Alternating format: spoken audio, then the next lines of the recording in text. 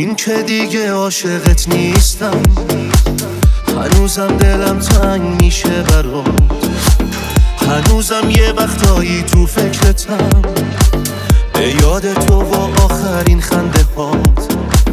با این که دیگه عاشقت نیستم، نشد بعد تو دیگه عاشق بشم.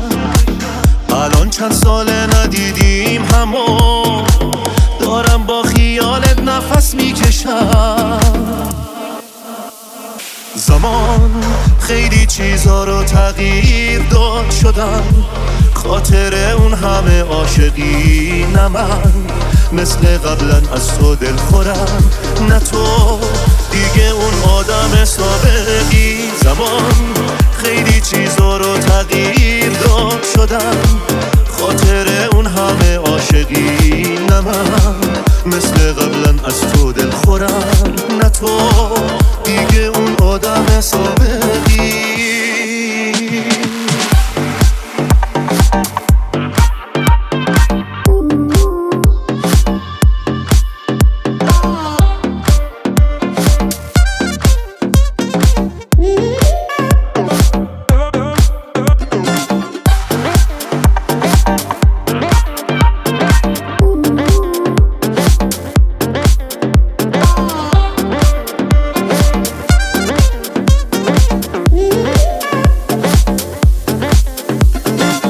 تو اونقدر دوری از احساس من که نزدیک از پست دیوونشم.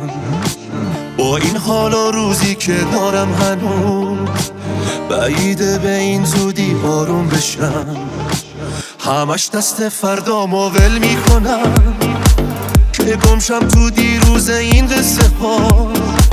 میدونم شاید دیر باشه ولی یه حرفایی مونده هنوز بین ما.